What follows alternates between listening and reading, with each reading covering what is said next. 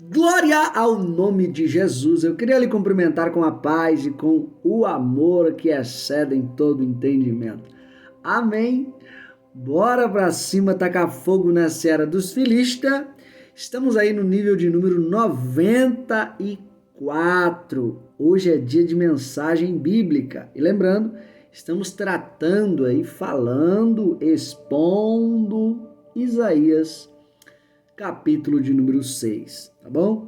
Já pegue a tua Bíblia, abra ela em Isaías 6, beleza? Vamos ler hoje, vamos ver quantos versículos. Do 5 ao 7. Vamos ler hoje do 5 ao 7, tá bom? Enquanto você vai pegando a tua Bíblia, vou estar apresentando o terceiro volume deste livro aqui, Nada a Perder, do Coreto ao Templo de Salomão, a fé que transforma. Vamos lá. Lembrando que é a biografia, tá bom? Do Edir Macedo, você que gosta desse líder espiritual. Vou estar apresentando agora o terceiro volume da biografia dele. Beleza pura? Vai pegando aí tua Bíblia e já abra ela em Isaías capítulo de número 6. A sequência do livro mais vendido no Brasil em 2013. A biografia que conquistou milhões de leitores em todo o mundo chega ao seu último volume, a parte final de uma emocionante jornada de renúncia e persistência com recordações e fotos inéditas, reveladas pelo fundador de um dos maiores movimentos de fé da atualidade. Relatos comoventes de quem superou todos os tipos de adversidade para conquistar milhões de fiéis nos lugares mais remotos do planeta. Como um pregador brasileiro de origem humilde, inicia sua missão solitária em uma praça pública do Rio de Janeiro e 37 anos depois lidera uma igreja presente em mais de 100 países. Como essas fronteiras foram rompidas? Como foram vencidos os limites de etnias, culturas e idiomas? As respostas a essas e outras perguntas surgem no último livro de memórias de Edir Macedo. Com depoimentos tocantes, ele abre a porta de sua casa aos leitores para contar sobre um bem precioso, a família. Revela os segredos do seu casamento e resgata momentos íntimos em confidências de amor e fidelidade. Como a esposa Esther se transformou no suporte para atravessar todas as fases de agonia. Os bastidores da inauguração do memorável Templo de Salomão nas palavras de quem idealizou a construção. Os significados e as inspirações da obra que se tornou um marco na história das religiões. As lições de confiança, a vitória sobre o derrotismo, os sonhos transformados em realidade, a parte final da biografia mais vendida nos últimos tempos. Beleza? Irmão Kleberson, quero comprar R$40. Você dá esse livro com todo prazer. Arrume mais 12 inscritos para o nosso canal. O livro é seu de graça, na faixa. E para você que deseja nos convidar para ir em sua igreja, no mínimo um livro comprado, tá bom? Passagem de ida e volta. Estaremos indo com todo o prazer. Amém? Bora pra cima. Deixa eu ver se eu esqueci de alguma coisa. Você que também tem dificuldade, tá bom? De ler a Bíblia. Nesse exato momento eu estou com um grupo aí no WhatsApp com 85 pessoas lendo a Bíblia diariamente e estou vinculando a esse canal aqui e ajudando elas a crescerem em vídeos como esse, tá bom? Para aumentar o entendimento dos meus irmãos aí com respeito à palavra de Deus. Então, você tem essa dificuldade? Conhece alguém que tem essa dificuldade de ler a Bíblia toda? Já tem 5, 10 anos de crente, nunca leu a Bíblia toda? Vem para esse grupo que eu posso te dar uma dica aí, eu posso te orientar e detalhe, acompanhar você diariamente, de segunda a sexta, para você crescer juntamente comigo. Eu estou, na verdade, mandando um discipulado e devocional para você que eu mesmo estou nesse discipulado.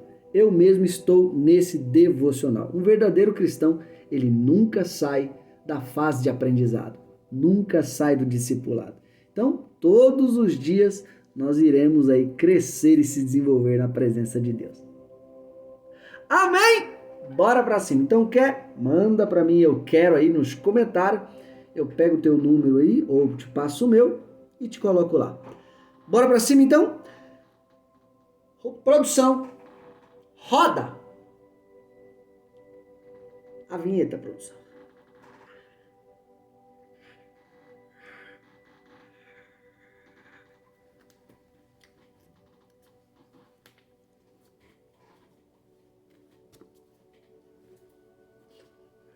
Receba a alegria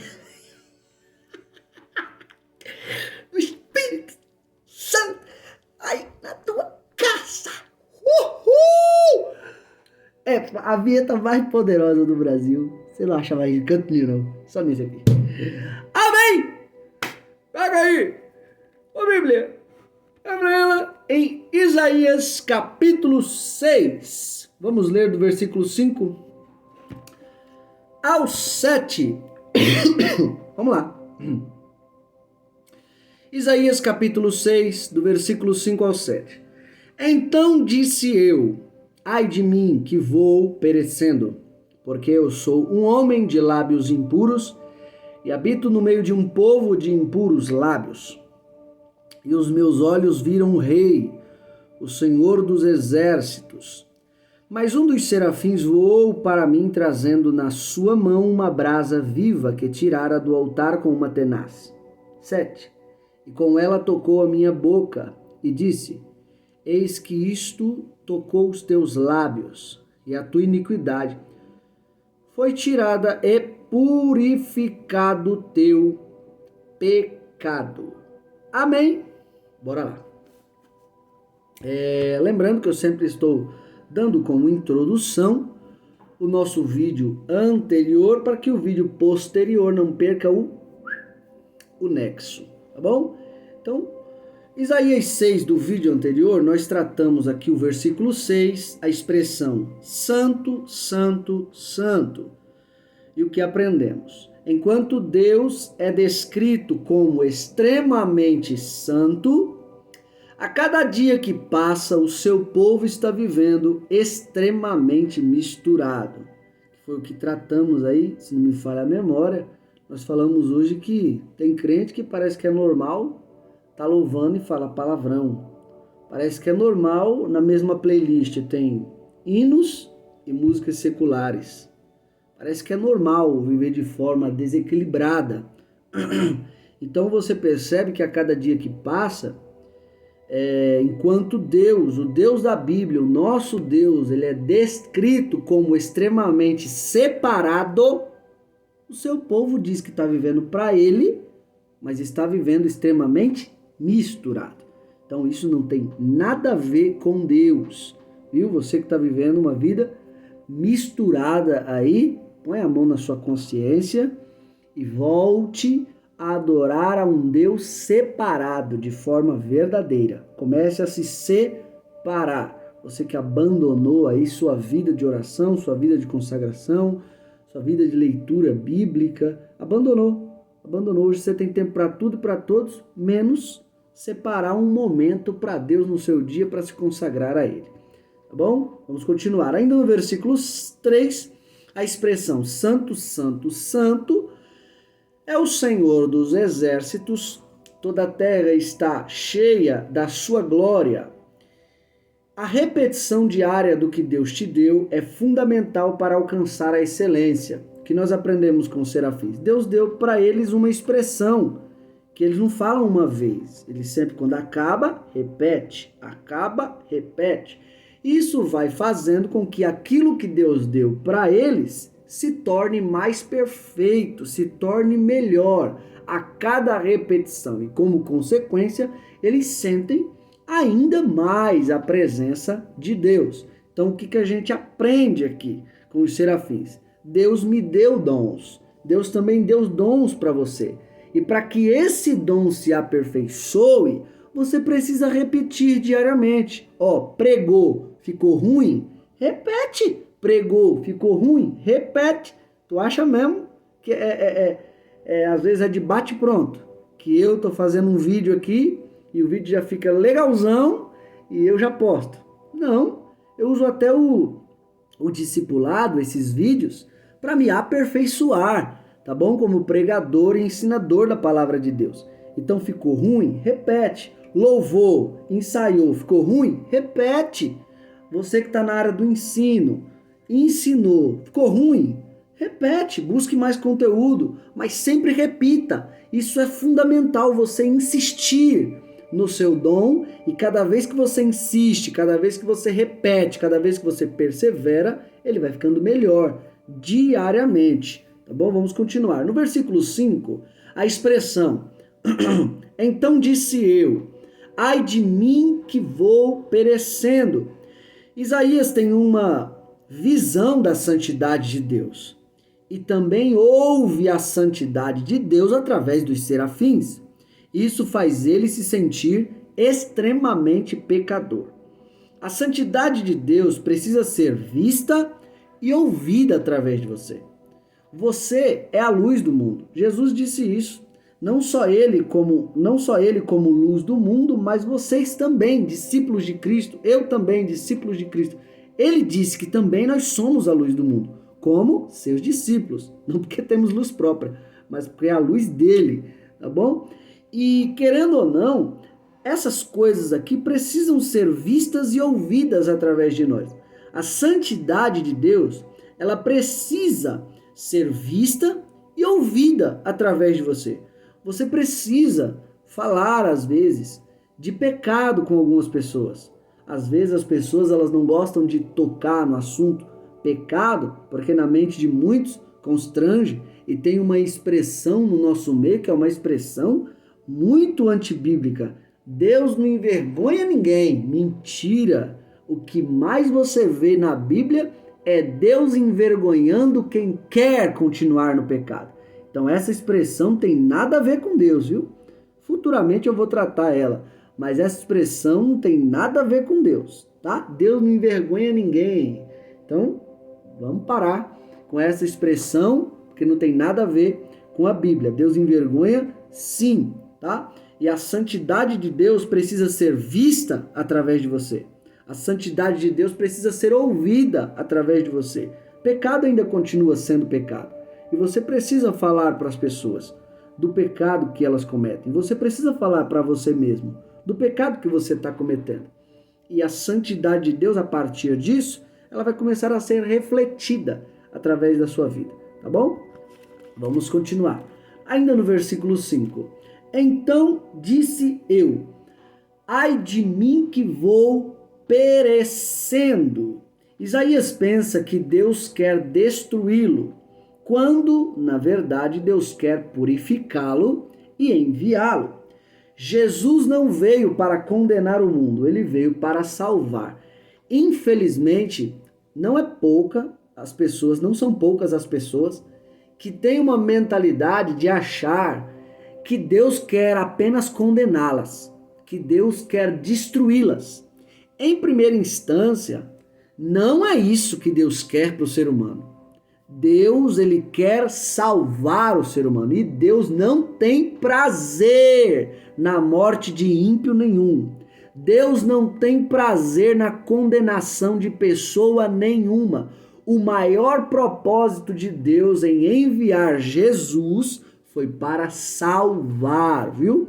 Então por que eu estou tratando isso? Porque Isaías, quando vê a santidade de Deus, pensa que Deus quer destruí-lo, realmente. Só que, na verdade, no decorrer do texto, você vai perceber que Deus quer purificá-lo e enviá-lo. É isso que Deus quer fazer com você. Deus quer te purificar e depois te enviar para purificar outras pessoas, através do que Ele te entregou. Tá? Então, pode tirar esse pensamento da sua cabeça de que Deus tem vontade, desejo, alegria em condenar o ser humano. Não é não, mentira. O que mais Deus tem vontade é de amar o ser humano, é de salvar o ser humano, tá? Então Deus ele tem vontade. Se você está ouvindo esse vídeo e ainda não se entregou a Jesus, Jesus não tem vontade de te condenar. Deus não tem vontade de te condenar. O que ele mais tem vontade é de te salvar, tá bom? Ele quer você para ele, para purificar você e enviar você, tá? Vamos continuar. Ainda no versículo 5. Então disse eu, ai de mim, essa expressão aqui que nós vamos tratar agora. Então disse eu, ai de mim. E o que a gente percebe? Que nesse texto existem ais que são gerais.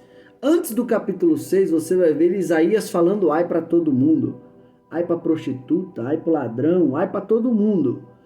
Só que esses ais que Isaías pronunciou eram ais gerais, para o povo, tá bom? Só que teve um dia que na vida dele teve um ai para ele também.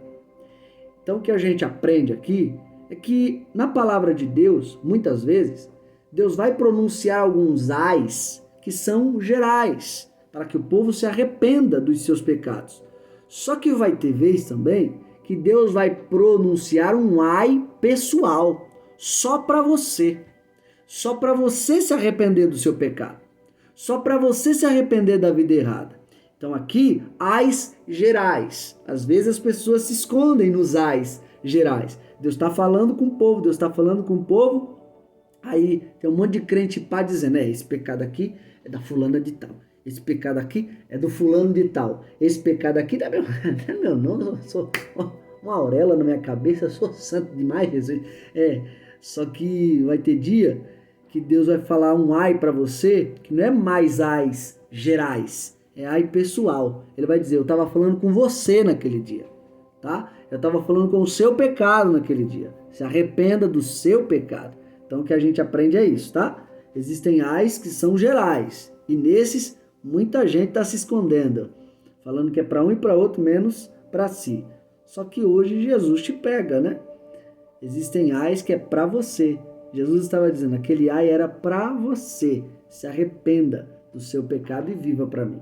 E para encerrar essa nossa introdução, ainda no versículo 5, porque eu sou um homem de lábios impuros e habito no meio de um povo de impuros lábios. Em muitos casos, a ordem dos fatores não altera os resultados, mas quando se trata de transformação de ambientes, eu jamais posso olhar para os pecados dos outros antes dos meus. Olha o que Isaías fala, olha o que Isaías faz. Porque eu sou um homem de lábios impuros. Eu sou um homem de lábios impuros. Eu também habito no meio de um povo de impuros lábios. Isaías está jogando o problema para ele, mas também está jogando o problema ao redor. E Deus quer usar Isaías para transformar o seu ambiente. E como Deus vai fazer isso para transformar o seu ambiente? Purificando primeiro Isaías. Entendeu o que eu quis dizer aqui?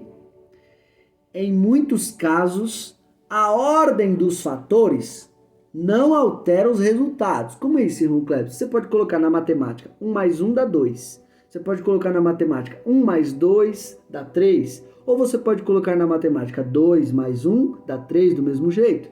2 mais 3 dá 5. Aí você coloca 3 mais 2 dá 5. Você pode ver que a ordem dos fatores não altera o resultado. Mas quando se trata de transformação de ambientes, observe isso. Quando se trata de transformação de ambientes, eu jamais posso olhar para os pecados dos outros antes dos meus. Eu, como um cristão, eu jamais posso exigir primeiro a transformação do público, primeiro a transformação do ambiente, para depois o meu. É aquelas famosas pessoas que dizem assim, eu mudo se a pessoa mudar. Eu mudo se o outro mudar. Eu mudo se a outra mudar. Não, você não é cristão?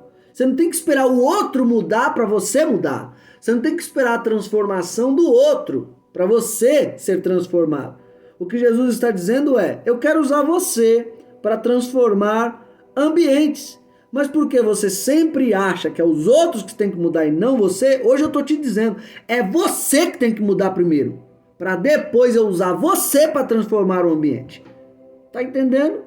Então pare de exigir dos outros o que você não está exigindo primeiro de você mesmo. Se você é cristão, a transformação primeiro tem que partir de você. E agora vamos iniciar. Em Isaías 6, ainda no capítulo 6, versículo de número 5, você vai observar que Isaías, ele se humilha. Como assim, irmão Clebers? Então disse eu, olha a humilhação de Isaías. Ele se humilha. Então disse eu, ai de mim, que vou perecendo. Estou perecendo, estou morrendo. Por que, Isaías? Porque eu sou um homem de lábios impuros, já começa a enxergar pecado nele. E habito no meio de um povo de impuros lábios, começa a enxergar o pecado do povo. E os meus olhos viram o rei, o Senhor dos exércitos. Isaías tinha plena certeza de que quem vesse a glória de Deus, quem vesse Deus morria. E ele está tendo uma visão da fagulha da glória de Deus. Ele já se sente pecador e já diz que está morrendo. E ele então se humilha diante de Deus. E se tem uma coisa que acontece com todo ser humano que se humilha diante de Deus primeiro, está descrito no versículo de número 6. É aqui que a gente vai aprender. Irmão Clebson, o que acontece com quem se humilha diante de Deus? Versículo de número 6. Mas um dos serafins, repare bem que no 5 ele se humilha. Olha no 6. Mas um dos serafins voou para mim, trazendo na sua mão uma brasa viva que tirara do altar com uma tenaz. Primeira coisa que acontece com quem se humilha: as coisas espirituais vêm até você. Os serafins aqui, um dos serafins voou para mim, trazendo na sua mão uma brasa viva que tirara do altar com uma tenaz. Versículo de número 7. O que acontece, irmão Cleberson, com quem se humilha diante de Deus? Versículo 7. E com ela tocou a minha boca. Segunda coisa que acontece com quem se humilha: as coisas espirituais te tocam. Ainda no versículo 7. E com ela tocou a minha boca e disse: eis que isto tocou os teus lábios, e a tua iniquidade foi tirada, e purificado o teu pecado. Ainda no versículo 7, o que acontece com quem se humilha? As coisas espirituais tiram o teu pecado. Ainda no versículo 7, e com ela tocou a minha boca e disse: eis que isto tocou os teus lábios, e a tua iniquidade foi tirada, e purificado o teu pecado. As coisas espirituais te purificam. Repare bem que eu citei 4, e a quinta é a melhor. Está no versículo de número 8. Depois disto, ouvi a voz do Senhor que dizia: a quem enviarei? E a quem há de ir por nós? Então disse eu: eis-me aqui, envia-me a mim. Irmão Cleberson, o que mais acontece com quem se humilha diante de Deus? Primeiro, as coisas espirituais vêm até você. Segundo, as coisas espirituais te tocam. Terceiro, as coisas espirituais tiram o teu pecado. Quarto, as coisas espirituais te purificam. E quinto, no versículo de número 8, você ouve a voz de Deus. É por isso que toda pessoa que se humilha diante de Deus fica espiritual, fica purificado, sente o toque de Deus. E o mais lindo é que ouve a voz de Deus em todo momento. do mesmo jeito que você pode ouvir agora. Se você começar a se humilhar como Isaías, Deus, tem misericórdia de mim, eu estou morrendo, a tua presença é linda, maravilhosa e terrível, me ajude a ouvir a sua voz. Peça para ele, me ajude, Pai, que as coisas espirituais venham até mim, que as coisas espirituais me toquem, que as coisas espirituais tirem o meu pecado, que as coisas espirituais me purifiquem e que eu ouça mais a voz de Deus. Eu creio que através dessa palavra e através da sua humilhação, através da sua ação de se humilhar, Deus vai começar a falar com você, Deus vai começar a te purificar, Deus vai vir até você, se achegar a você, Deus vai te levantar, Deus ele vai te usar. Mas para isso, sabe quais são os tipos de pessoas que recebem esses tipos de coisa? Só quem se humilha. Quem é muito arrogante, quem é muito soberbo, quem é muito prepotente não recebe, mas quem se humilha recebe purificação, quem se humilha recebe dom, quem se humilha ouve a voz de Deus, quem se humilha sente o toque de Deus. Quem se humilha, Deus tira o pecado. Quem se humilha, Deus purifica. Isaías se humilha e o que acontece com Isaías? As coisas espirituais vêm até ele, as coisas espirituais tocam ele, as coisas espirituais tiram o pecado dele, as coisas espirituais purificam ele, e o mais lindo é que ele ouve a voz de Deus. Oh glória! Depois disso ouvi a voz do Senhor que dizia, ouvi a voz do Senhor que dizia, a quem enviarei e a quem há de ir por nós? Deus estabelece um relacionamento quando você se humilha. É Ele falando e você ouvindo, é você respondendo e Ele falando, porque aqui Deus fala, a quem enviarei? Quem há de ir por nós? E Isaías responde, eis-me aqui, envia-me a mim. Não é um monólogo, é um diálogo. Deus está perguntando e Isaías está respondendo. Esses são os benefícios da humilhação. Se humilhe diante de Deus e com certeza tudo isso que eu citei aqui, você vai receber como benefício. Amém? No versículo de número 6, tem a expressão, mas um dos serafins voou para mim trazendo na sua mão uma brasa viva que tirara do altar com uma tenaz. Vou repetir, mas um dos serafins voou para mim trazendo na sua mão uma brasa viva que tirara do altar com uma tenaz. A Bíblia diz que todas as pessoas que estão em pecado estão mortas para Deus e que vão reviver e ser purificadas a partir do toque dele. Mas quem está disposto a pagar o preço para buscar as brasas no seu altar, para reviver, purificar e salvar os pecadores? Entenda bem, toda pessoa que nesse exato momento está vivendo em pecado, está vivendo numa rotina errada de pecado, querendo pecar a todo momento, já virou hábito. Os pecados da pessoa não é erro. Erro é quando você comete uma vez ou outra. Hábito é quando você comete constantemente. Então as pessoas que estão mortas para Deus são as que praticam os seus pecados constantemente. Essas a Bíblia descreve no livro de Efésios que estão mortas para Deus. Mas quando é que vão reviver? Vão reviver a partir do toque de Deus. Vão reviver a partir de sentir a presença de Deus, sentir a palavra de Deus e se arrependerem dos seus pecados. Só que tem um ponto interessante. foi o serafim que voou até o altar de Deus, pegou com uma tenaz uma brasa viva do altar de Deus e trouxe para purificar Isaías. Deus sempre quis purificar pecadores. Deus sempre quis reviver pecadores. Deus sempre quis salvar pecadores. Deus sempre quis levantar pecadores. Mas Deus também conta com quem quer pagar o preço para ir buscar no seu altar as brasas para purificar os pecadores. Deus, ele sempre quis, mas conta com você, crente.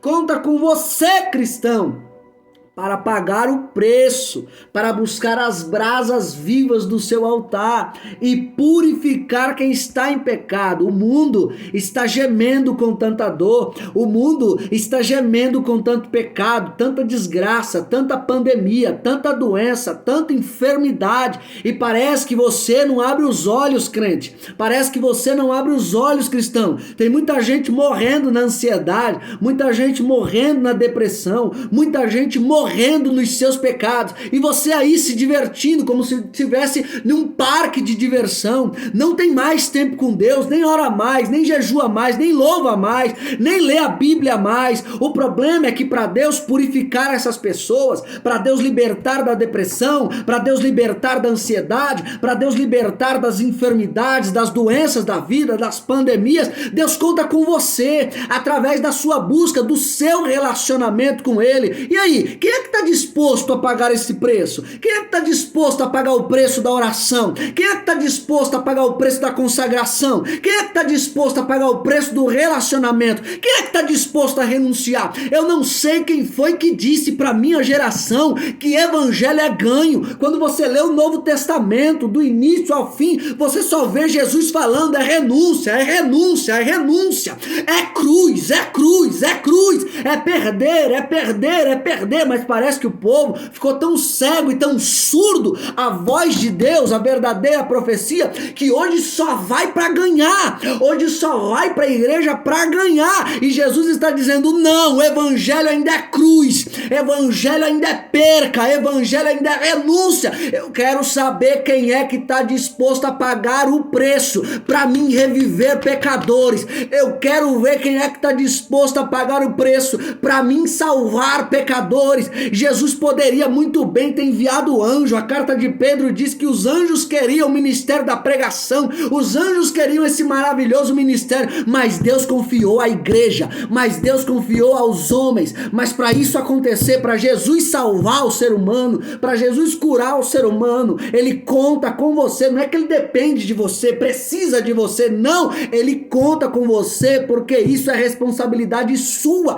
Ter um relacionamento com Deus é responsabilidade sua. Buscar a Deus é responsabilidade sua. Orar é responsabilidade sua. Ler a Bíblia é responsabilidade sua. Tem muita gente se perdendo por causa da sua negligência. Tem muita gente se perdendo na depressão, na ansiedade, nas doenças da vida, porque você parou de buscar. Repito, você não está vivendo em um parque de diversão. Sua vida iniciou, mas tem hora para acabar. E no final de tudo, Deus vai te perguntar: o que foi que você fez pelo meu reino? O que foi que você fez com o dom que eu te entreguei? O que foi que você fez com o talento que eu te dei? Aí você vai dizer: ah, Senhor, eu passei a vida comprando as coisas para mim. Ah, Senhor, passei a vida indo no shopping. Passei a vida conversando com amigos. Passei a vida conversando com amigas. Ah, Senhor, passei a vida brincando.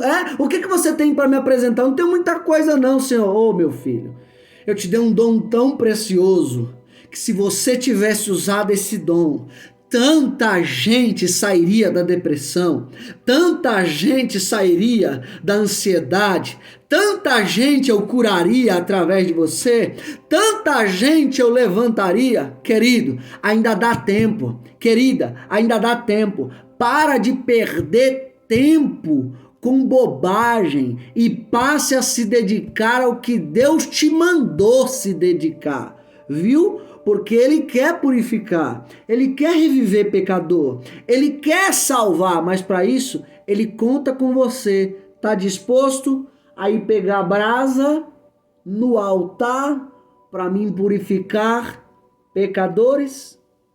Vamos continuar. Ainda no versículo de número 6. Trazendo na sua mão uma brasa viva que tirara do altar com uma tenaz. Ainda nessa expressão. Só que agora vou levar para o sentido do pecador. Aqui eu falei das pessoas chamadas, que têm que pagar um preço para ir buscar brasa viva no altar de Deus para purificar pecador. E agora eu quero falar com você que se desviou da presença de Deus. Eu quero falar com você que se afastou da presença de Deus.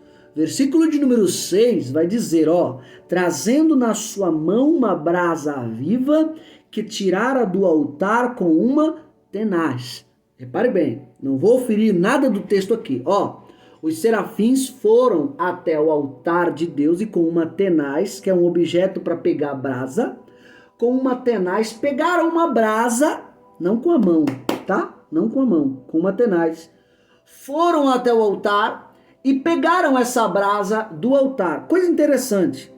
Os serafins, o nome deles, significa já ardendo em fogo.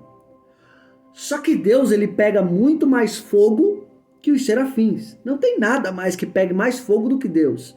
Deus pega muito fogo. A Bíblia descreve ele como fogo consumidor, luz das nações, luz do mundo. Só que para pegar essa brasa, repara bem, os serafins já são fogo em pessoa. Mas para pegar no altar, vai queimar fogo, vai queimar eles. Só para você ter uma ideia do quanto Deus queima. Eles precisam de uma tenaz. Vão com essa tenaz até o altar, tiram a brasa viva e depois está descrito, está descrito, trazendo na sua mão uma brasa. Repara bem, eles tiraram. Isso aqui eu estou fazendo para não ferir nada do texto. Você que está afastado de Deus vai entender o que eu quero dizer. Eles tiram com uma tenaz, trazendo na sua mão uma brasa viva que tirara do altar com uma tenaz. Então tirou do altar com a tenaz e depois colocou na mão. Por que isso? Por que eles não foram logo e pegaram com a mão? Por que usaram a tenaz? Para tirar e depois colocou na mão. É óbvio, né? Se você já fez fogueira, você entende muito bem isso. O que acontece com uma madeira que você tira do fogo e coloca ela à parte do fogo? Ela pode até pegar fogo por um momento. Mas se você for perceber, a fogueira vai continuar ardendo em fogo. Enquanto você estiver colocando madeira, vai continuar ardendo em fogo. Mas a madeira que você colocou à parte, por mais que no momento em que você tirou ela esteja pegando fogo, você sabe muito bem que ela vai se apagando aos poucos. Ela vai se esfriando aos poucos. Os serafins tiram a brasa com uma tenaz, espera esfriar um pouco, depois coloca na mão, e com a brasa que estava na mão, purificou Isaías. Irmão Cleber, você explicou, eu já entendi isso, que a brasa foi tirada com uma tenaz, depois foi colocada na mão, depois que esfriou um pouco foi colocada na mão, e a brasa que foi colocada na mão purificou Isaías. O que você quer dizer com isso, irmão Cleves? O que eu quero dizer é que tudo que é tirado de perto de Deus perde o nível. Vou repetir. Tudo que é tirado de perto de Deus perde o nível. Eu quero falar com você que se afastou. Você que parou de ser brasa viva no altar de Deus. Você sabe o quanto Deus te usava. Você sabe o quanto Deus te usava na área da pregação, do louvor, do ensino, do instrumento. Você sabe o quanto Deus te usava naquela igreja para servir. Só que hoje por uma fatalidade espiritual, você está fora. Você se afastou. Até por um momento você disse, eu não preciso de igreja, eu busco sozinho. Eu não preciso de igreja, porque eu sou igreja. Não existe isso não. Eu consigo manter o meu relacionamento com Deus sozinho. É o exemplo que eu acabei de dar da fogueira. Uma madeira que saiu da fogueira até pode pegar fogo por um tempo. Só que se continuar fora da fogueira, vai apagando aos poucos. A brasa que foi tirada do altar de Deus foi tirada com uma tenaz. Porque não dava para colocar não dava para pegar com a mão. Mas depois que a brasa esfriou um pouco, foi colocada na mão. Ou seja, a brasa que foi tirada, a partir do momento que foi tirado, já começou a esfriar. A partir do momento que essa brasa foi tirada do altar de Deus, já começou a perder o nível. Eu quero falar com você que se afastou da presença de Deus. Se afastou do altar de Deus. Você sabe muito bem como é que está o seu nível espiritual. Você sabe muito bem que como a madeira que eu dei o exemplo aqui, que foi tirada da fogueira, está se apagando aos poucos. Você sabe muito bem que foi derrota atrás de derrota, perca atrás de perca. Você vai mesmo continuar com essa vida? Porque você não toma uma decisão de voltar para o altar de Deus. Porque você não toma uma decisão de voltar a pegar fogo de novo. Porque você não toma uma decisão de voltar a ser aquela brasa viva que pregava, que cantava, que ensinava, que estava na igreja, servia todo mundo, pegava fogo a todo momento. Eu quero falar com você que se afastou do altar de Deus. Eu quero falar com você que parou de pegar fogo. Hoje está frio, hoje está fria. E Deus está falando com você. Volta para o meu altar, porque tudo que sai do meu altar perde o nível. Ô glória! Tudo que sai do meu altar perde a minha presença, vai perdendo aos poucos. Deus está te fazendo um convite para você que se afastou, você que se desviou por uma fatalidade. Deus está dizendo, volta para o meu altar, volta a pegar fogo de novo, volta a pregar com fogo, cantar com fogo, me servir com fogo. Eu ainda tenho condições de te encher ainda mais, eu ainda tenho condições de te incendiar ainda mais. O meu desejo é que você volte a ser aquela brasa viva. Volta, pecador, você que se desviou do altar de Deus, volta hoje, volta o quanto antes. O desejo de Deus é te usar ainda mais. Vai continuar perdendo o nível, vai continuar esfriando, vai continuar perdendo. Não, pelo amor de Deus, volta o quanto antes, porque Deus quer te usar. Volta para o altar, brasa viva. Não perca o nível. Volta para o altar. Oh, glória. Essa é uma palavra que Deus está me pedindo para insistir, porque tem alguém que vai assistir esse vídeo, está assistindo esse vídeo, e Deus está dizendo, olha a sua vida como é que está hoje. Compara com a vida que eu te dei antes. Você sabe muito bem, você era muito ativa, você era muito ativo. A minha vontade é te usar de novo, mas você foi uma brasa viva que se afastou do meu altar e hoje sofre as consequências do esfriamento, as consequências de doenças, as consequências que eu não queria para a sua vida. Foi uma consequência de você ter se afastado, mas eu quero te usar ainda mais. Volta para o meu altar, oh glória, oh glória, volta para o meu altar o quanto antes, brasa viva, volta para o meu altar o quanto antes, brasa viva, eu ainda tenho sede de te usar. Eu ainda tenho sede de me relacionar com você. Volta. Oh, glória. Vamos continuar aqui. Para encerrar. Versículo de número 7. E disse: eis que isto tocou os teus lábios, e a tua iniquidade foi tirada, e purificado o teu pecado. Fale outras palavras, mas não se esqueça da única palavra que Deus entregou para a nossa edificação. Quem está falando isso aqui no versículo 7 é um serafim. Se eu perguntar para você qual foi a expressão que Deus entregou para os serafins, para a sua edificação, você vai me dizer a expressão santo, santo, santo é o Senhor dos exércitos e toda a terra está cheia da sua glória. Correto?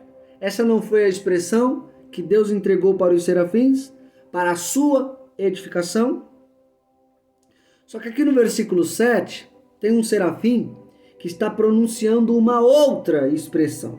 Qual é? E disse, eis que isto tocou os teus lábios, e a tua iniquidade foi tirada, e purificado o teu pecado. Nunca se esqueça que essa expressão aqui, dentro do propósito, era um complemento. Mas a base para a edificação da vida dos serafins era o que Deus tinha entregado para eles. Santo, santo, santo é o Senhor dos exércitos, e toda a terra está cheia da sua glória. Essa foi a palavra que Deus entregou para os serafins, para a edificação deles mesmos. O que está sendo pronunciado aqui, através de um serafim, é um complemento. O que você está querendo dizer com isso, irmão Cleves? Se os serafins vivessem dessas mensagens aqui, no versículo 7, eles iam começar a se sentir fracos, até porque o que Deus entregou para os serafins como base e edificação é santo, santo, santo é o Senhor dos exércitos e toda a terra está cheia da sua glória. Vou aplicar para a sua vida, tá? Se você compreendeu o que eu quis dizer. Essa expressão é um complemento. Expressão de base é santo, santo, santo é o Senhor dos exércitos e toda a terra está cheia da sua glória. O que eu quero dizer é que no altar das igrejas, no altar de Deus, nós nunca podemos trocar as expressões que Deus nos deu como base e ficar com expressões de complemento. Não entendi, irmão Cleberson? Simplifica mais ainda. Simplifico. No altar de Deus tem que ser pregado a própria palavra que Deus já entregou como edificação para a sua igreja. O nome dela? Bíblia Sagrada. Palavra de Deus. No altar tem que pregar a Bíblia. No altar tem que falar da Bíblia. Quando você quiser citar algum estudioso, alguma pessoa, você pode citar, mas nunca se esqueça de citar como complemento. O que tem que fazer parte do altar é palavra de Deus. O que tem que fazer parte do altar é Bíblia. Você pode de vez em quando fazer como os serafins, citar um complemento. Dwight Lyman Moody falou isso. Charles Haddon Spurgeon falou isso. Charles Finney falou isso. Psicólogo fulano de tal falou isso. Psiquiatria afirma isso. Neurociência afirma isso. Isso é bom, abrilhanta a pregação, mas eu não posso trocar complemento com base. Eu não posso trocar expressões que vêm para complementar a pregação, tirar a pregação, que é a base, a Bíblia, e ficar só com os complementos. O que edifica a igreja ainda é palavra de Deus. O que edifica a igreja ainda é Bíblia. O que edifica a igreja ainda é versículo por versículo, capítulo por capítulo, livro por livro. Bíblia, palavra de Deus. O que eu estou dizendo é para alguns pregadores aqui, algumas pregadoras aqui. Citar tanto pensador fulano de tal, pensadora fulano de tal, citar tanto neurociência fulano de tal, psicologia fulano de tal, que às vezes esquece de citar o próprio texto que leu. Leu um texto, explica outra coisa, aplica outra coisa. Jesus está dizendo, minha filha, meu filho, o que edifica a minha igreja são as minhas palavras. Para de ficar só usando complemento. Complemento já diz, é apenas um complemento. A base da igreja ainda é palavra. A igreja ainda se fortalece pela palavra, recebe unção pela palavra, ela é levantada pela palavra, cheia de graça é pela palavra. Nunca se esqueça disso. Pare de usar só complemento como se fosse base. Jesus está dizendo, faz uma troca, volta à base, volta a pregar a Bíblia. Para de às vezes ler um versículo, citar psicologia, fulano de tal, Charles Haddon Spurgeon, fulano de tal, e o texto que tu leu você não explica e nem aplica. Jesus está dizendo, volta para a base, faz o simples, faz o feijão com arroz, que é às vezes abrilhantar para ficar impressionando estudioso. Jesus está dizendo, faz o feijão com arroz. Eu tô no feijão com arroz. Explica o texto que você leu, explica o versículo que você leu, aplica o versículo que você leu. Para de citar tanto complemento e se perder nas suas mensagens. Tá dando para entender? O que edifica a igreja é palavra de Deus. O que edifica a igreja de Cristo ainda são as palavras de Cristo. Então você quer citar Moody, você quer citar Finney, você quer citar psicólogo, neurociência, eu gosto de tudo isso, irmão. Só que eu nunca deixo o complemento ser base. O complemento sempre vem depois da base. Fica bonito uma pregação. Fica. Eu sei que fica. Fica bonito uma pregação com citações de estudiosos. Fica lindo. Só que a gente não pode se perder como pregadores da palavra de Deus, ensinadores da palavra de Deus. Não podemos se perder na área da pregação. O que edifica a igreja ainda é as palavras de Cristo, as citações de Cristo, as citações de Deus. Então nunca troque a base pelos complementos. Complemento vem depois da base. Amém?